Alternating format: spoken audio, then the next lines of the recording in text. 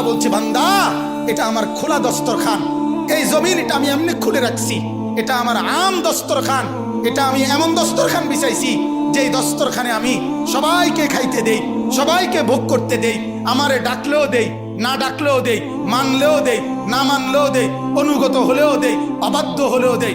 জমিনের রিজিক আমি ফেরাউনকেও দিছি, মূসাকেও দিছি, ইব্রাহিমকেও দিছি, নমরুদকেও দিছি, মুহাম্মদকেও দিছি, আবু জাহেলকেও দিছি, সবাইকে দিছি, কাফেরকেও দিছি, বেঈমানকেও দিছি। আল্লাহ বলেন সবার জন্য খোলা আমার এই দস্তরখান, খাবারটা যার যা মন চায় খা, ভাত, বন, বিড়ি, সিগারেট, পান, সুপারি, যা মন চায় দুনিয়া ভোগ কর, আরো নে ভাত, আরো খা। আল্লাহ বলেন আমার জন্তু জানোয়ার যেগুলো বাঘ, ভাল্লুক, হাতি, খরগোশ, কচ্ছপ, তিমি, হাঙ্গর, এরা তোমাদের সমস্ত মানুষের চাইতে বেশি ভক্ষণ করে, বেশি খাবার খায়। অতএব এটা আমার আম দস্তরখান, এটা আমি এমনিই দিয়ে যাচ্ছি, এটারে আমি 2 পয়সা গণার ধরি না। কিন্তু আল্লাহ বলেন কসম বান্দা, আমার আরশে, আমার আখিরাতে, আমার হাসরের মাঠেও একটা দস্তরখান আমি বেছাবো।